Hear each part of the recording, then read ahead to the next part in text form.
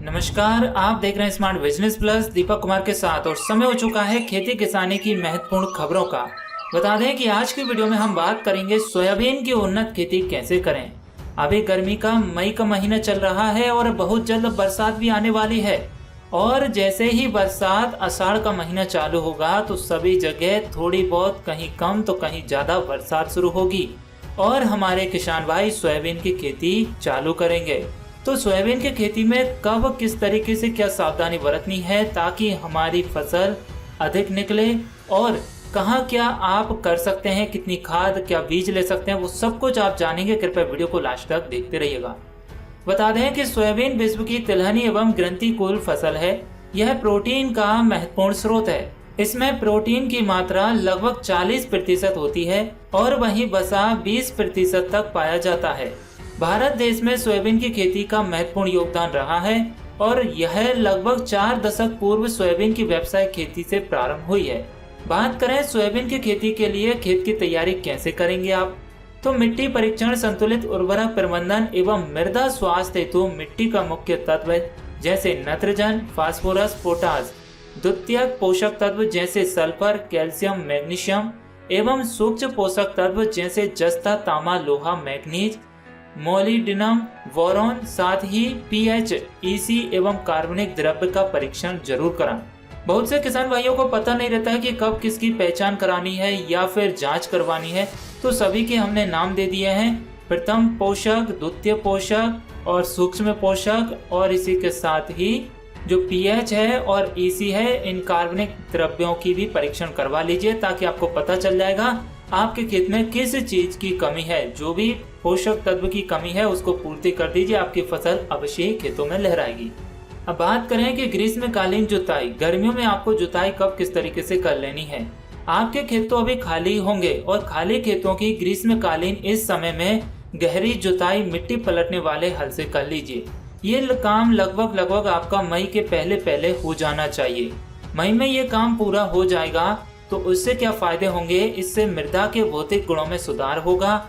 मृदा में वातायन जैसे पानी सोखने एवं जल धारण शक्ति, मृदा भुरभुरापन, भूमि संरचना आदि में सुधार देखने को मिलेगा।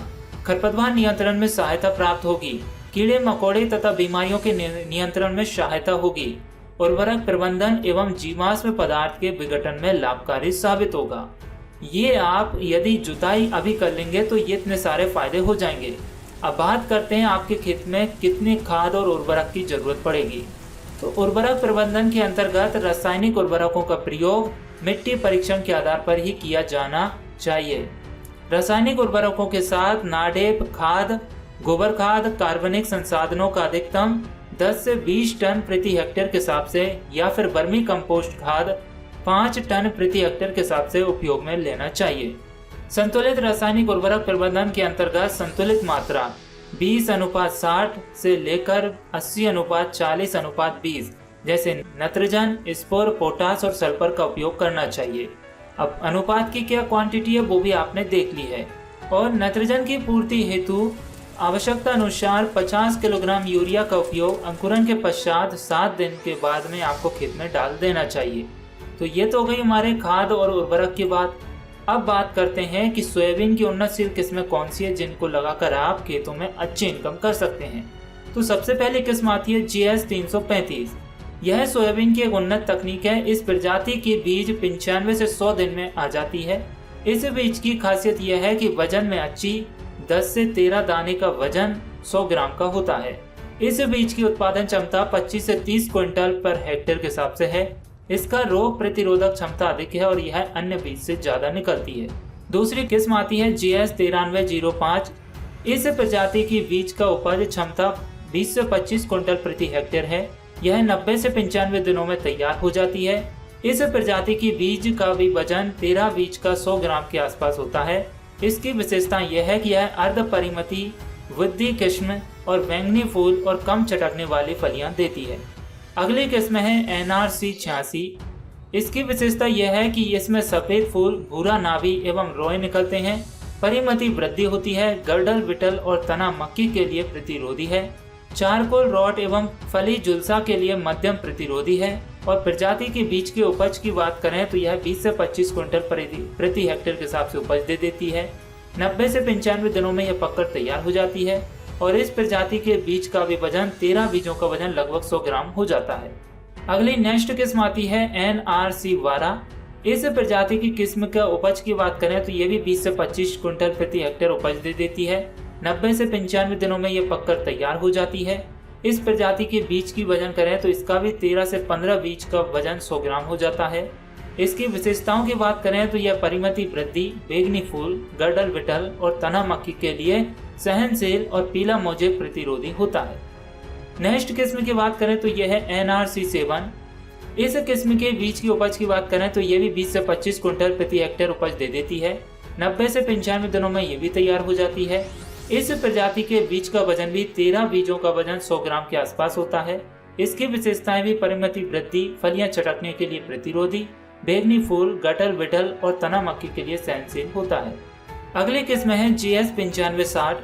इस प्रजाति के बीज की उपज की बात करें तो यह 20 से 25 क्विंटल प्रति हेक्टेयर उपज दे देती है। यह 80 से 85 दिनों में तैयार हो जाती है। इस प्रजाति की बीज का भी वजन 13 बीजों का 100 ग्राम के आसपास हो जाता है। इसकी विशेषताओं की बात करें तो अर्धबौनी किस्म, ऊंचाई 45 से 50 सेंटीमीटर, बैंगनी फूल और फलियां नहीं चटकने वाली होती है। अगली किस्म की बात करें तो GS 2029। इस प्रजाति की बीज की वजन की बात करें तो या उपज की बात करें तो 20 से 25 क्विंटल प्रति हेक्टेयर होता है। यह 90 से 95 दिनों में पककर तैयार हो जाती है। इस प्रजाति की बीज की वजन की बात करें तो 13 बीजों का वजन 100 ग्राम के आसपास हो जाता है। इसकी विशेषताओं की बात करें तो बैंगनी फूल, पीला दाना, पीला विषाणु रोग, चारकोल राट, बैक्टीरियल पशुल एवं कीट प्रतिरोधी विशेषताएं इसके अंदर होती है। तो ये तो कुछ ऐसी महत्वपूर्ण और खास किस्मों के नाम हो गए जिनको लगाकर आप अपनी फसल में प्रोडक्शन उपज ज्यादा ले सकते हैं। इसके अलावा भी बहुत सारी ऐसी किस्में हैं जो मार्केट में उपलब्ध हैं, लेकिन उनके प्रोडक्शन इतने ही होना चाहिए। जो ज्यादातर मार्केट में प्रचलित है, चल रही है, किसान भाई उपयोग में लेते हैं, वही नाम हमने आपके लिए बताए हैं। यदि इससे भी अच्छी किस्में हैं जो इससे ज्यादा प्रोडक्शन दे रही है तो आप हमें कमेंट करके जरूर बताइएगा। फिर अंकुरन क्षमता की बात करें तो बुआई के पूर्व बीज की अंकुरन क्षमता 70% अवश्य ज्ञात होनी चाहिए। 100 दाने 3 जगह लेकर गीली बोरी में रखकर औसत अंकुरन क्षमता का आकलन कर लेना चाहिए कि बीज का अंकुरन कितना होगा। उसी के अकॉर्डिंग आपके लिए बुआई करनी चाहिए। बीजोपचार की बात करें तो बीज को थायरम, कार्बन डाइजिम 2:1 के 3 ग्राम मिश्रण अथवा थायरम और कार्बन ऑक्सीन 2.5 ग्राम अथवा थायोमिथोएक्स 78 WS 3 ग्राम अथवा इस या फिर ट्राइकोडर्मा विडी 5 ग्राम प्रति किलोग्राम बीज की दर से उपचारित करें। हमने इतनी सारी दवाएं बता दी है, जो भी आपके लिए उचित समय पर मिल जाए उनसे आप बीज को उपचारित करिए ताकि आपकी फसल में किसी भी तरह के रोग वायरस ना लगे, फंगस ना लगे और उसमें फल फूल अधिक आए और फसल हमारी ग्रसित ना हो। इसी वजह से बीजों को उपचारित किया जाता है। यदि जैव उर्वरक के माध्यम से देखें बीज को उपचारित करने के लिए तो बीज को राइजोबियम कल्चर, वेडी जापोनिकम 5 ग्राम एवं PSB स्पुरगोलक जो आता है 5 ग्राम प्रति किलोग्राम बीज की दर से बोने से कुछ घंटे पूर्व टीकाकरण कर लेना चाहिए। अर्थात अच्छे से उपचारित करने के बाद कुछ समय के लिए खुला छोड़िए, फिर आप इसकी बुआई करेंगे तो फसल में अच्छे से हो जाएगा। ये नहीं है तो PSB 2.5 किलोग्राम प्रति हेक्टेयर एकड़ की दर से खेत में मिलाने से स्पुर को घुलनशील अवस्था में परिवर्तित कर पौधों को उपलब्ध कराने में सहायता होती है। या तो आप बीज को उपचारित कर लीजिए, यदि नहीं किया है तो PSB जो आता है उसको 2.5 किलोग्राम प्रति एकड़ के हिसाब से खेत में पानी में मिलाकर घोल दीजिए, डाल दीजिए, छिड़का दीजिए ताकि आपका ये काम बन जाए। अब बात करें समय पर बुआई कब करना है तो जून के अंतिम सप्ताह से जुलाई के प्रथम सप्ताह के मध्य 4-5 इंच वर्षा होने पर बुआई कर देनी चाहिए। अब यदि आपके यहाँ पर पहले बरसात हो रही है तो आप पहले कर दीजिए और बाद में बरसात हो रही है, लेट हो रही है तो आप बाद में करिए, तो वो डिपेंड करेगा आपके मौसम के ऊपर।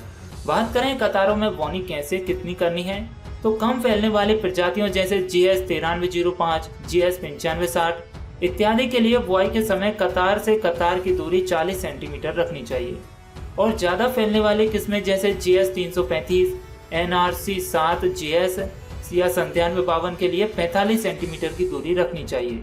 बात करें बीज की मात्रा कितनी लग जाएगी तो बुआई हेतु दानों के आकार के अनुसार बीज की मात्रा का निर्धारण करें। पौध संख्या 4 से 4.5 लाख प्रति हेक्टेयर रखनी चाहिए। छोटे दाने वाली प्रजातियों के लिए बीज की मात्रा 60 से 70 किलोग्राम प्रति हेक्टेयर की दर से उपयोग करें। बड़े दाने वाली प्रजातियों के लिए बीज की मात्रा 80 से 90 किलोग्राम प्रति हेक्टेयर की दर से निर्धारित करनी चाहिए। और गहरी काली भूमि अथवा अधिक वर्षा क्षेत्रों में रिजर सीडर प्लांटर द्वारा पूर्ण नली या मेड़ पद्धति या रेस्ड बेड प्लांटर या ब्रांड बेड फ्लो पद्धति से बुआई करनी चाहिए ताकि आपकी फसल नहीं गले। और एक बात और ध्यान रखें कि जब बीजों की बुआई करेंगे तो उसके साथ में किसी भी तरह का कोई भी रासायनिक उर्वरक का प्रयोग ना करें। बहुत से किसान भाई क्या करते हैं कि रासायनिक खादों का मिला देते हैं बुआई करते वक्त, तो ऐसा करने से आपकी फसल सड़ सकती है, खेत में सड़ सकती है, तो आपको ये थोड़ा सा ध्यान देना होगा। अब इसके साथ ही आप जस्त एवं गंधक की पूर्ति कैसे करेंगे वो भी समझ लीजिए। अनुशंसित खाद एवं उर्वरक की मात्रा के साथ जिंक सल्फेट 25 किलोग्राम प्रति हेक्टेयर मिट्टी परीक्षण के अनुसार डालने चाहिए। गंधक युक्त उर्वरक जैसे सिंगल सुपर फास्फेट, जो कि रकोड़िया खाद भी बोलते हैं, उसका उपयोग अधिक लाभकारी होता है।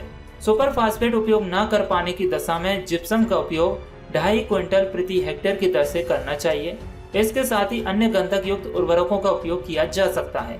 या तो आपको सिंगल सुपर फास्फेट जो रकोड़िया खाद रहता है वो मिल जाए तो उसको कर दीजिए, वो नहीं मिलता है तो जिप्सम का उपयोग कीजिए, और वह भी नहीं मिलते हैं तो जो मार्केट में गंधक युक्त उर्वरक हैं उनका उपयोग करिए, तो आपके लिए फायदा अवश्य होगा। अब बरसात की खेती है तो जल संरक्षण में आपको थोड़ा ध्यान देना होगा कि शुरुआती तौर पे तो जल की आवश्यकता पड़ेगी नहीं पड़ेगी। जब बरसात जाती है तो उस टाइम पे हमें थोड़ी बहुत पानी की आवश्यकता पड़ती है, तो 1 या 2 सिंचाई करने पर ही हमारी फसल पूरी पककर तैयार हो जाती है। तो उस समय आपको ध्यान देना है कि जब फल फूल आ रहा है और बरसात नहीं हो रही है, बरसात को जाए हुए काफी समय हो गया है 15-20 दिन, तो फिर आप उस मौसम और जमीन को देखते हुए, फसल को देखते हुए सिंचाई कर देंगे तो आपकी फसल एकदम पूर्ण रूप से सुरक्षित बनी रहेगी। अब इसमें आपकी जब फसल आप बो देंगे तो 20 से 25 दिन के अंतराल पर आपको एक बार निंदाई करनी है। यदि अधिक खरपतवार है तो 30 से 35 दिन के बाद एक और कर दीजिए। ये 2 निंदाई में काम हो जाएगा और बहुत से किसानों के पास एक ही निंदाई में काम हो जाता है, तो ये आपकी फसल अच्छे से बनकर तैयार हो जाती है। अब बात करते हैं कि हमारी फसल पककर तैयार हो गई तो कटाई एवं गहाई की। फसल की कटाई उपयुक्त समय पर कर लेने से चटकने व दाने बिखरने से होने वाली हानि एवं समुचित कमी लाई जा सकती है। फलियों के पकने की उचित अवस्था पर फलियों का रंग बदलने या हरापन पूर्ण समाप्त होने पर कटाई करनी चाहिए। कटाई के समय बीजों में उपयुक्त नमी की मात्रा 14 से 16% होनी चाहिए। फसल को 2-3 दिन तक धूप में सुखाकर थ्रेशर से धीमी गति 300 से 400 RPM पर गहाई करनी चाहिए, और गहाई के बाद बीज को 3 से 4 दिन तक धूप में अच्छा सुखाकर भंडारण करना चाहिए। फिर चाहे आप इसको मंडी में सेल कर सकते हैं या फिर भंडारित करके रख सकते हैं, ये आपको थोड़ा ध्यान देना होगा। साथ ही अब आपका ये क्वेश्चन होगा कि यहाँ पर हमने कुछ दवाइयों के नाम नहीं बताए, जैसे यदि फसल में कोई रोग लगेगा, कीट वायरस लगेगा तो क्या करेंगे। तो उससे बचाव के लिए हम आपके लिए जैविक विधि भी बताएंगे और रासायनिक विधि भी बताएंगे, लेकिन इससे पहले आप सोयाबीन की खेती तो करिए। और बहुत सी ऐसी वीडियोस आपको मिलेंगी जिसमें आपको पता चलेगा, लगेगा भी, और हम लाइव एक्सपेरिमेंट करके बताएंगे कि कौन कौन सी दवा आप डाल सकते हैं जिससे कीटों को नियंत्रण किया जा सकता है, खरपतवार नियंत्रण के लिए कौन सी दवा रहेंगी। लेकिन इससे पहले जो पहले का काम है वो तो करें, ये तो बाद में का काम है हमारा, ठीक है ना। तो उम्मीद करते हैं किसान भाइयों आपके लिए वीडियो में दी गई जानकारी पसंद जरूर आई होगी। जानकारी अच्छी लगी है तो वीडियो को लाइक करें, ज्यादा से ज्यादा शेयर करें, और आप किस तरह की जानकारी हमसे प्राप्त करना चाहते हैं कृपया हमें कमेंट करें ताकि हमें आपकी सेवा करने का मौका मिले। और जल्दी से सब्सक्राइब करें smart business plus YouTube channel को और प्रेस करें बेल आइकन नोटिफिकेशन को, ताकि इसी तरह की खेती किसानी जानकारी आप तक पहुंच सके सबसे पहले। चलिए मिलते हैं हम नेक्स्ट वीडियो में, तब तक के लिए नमस्कार।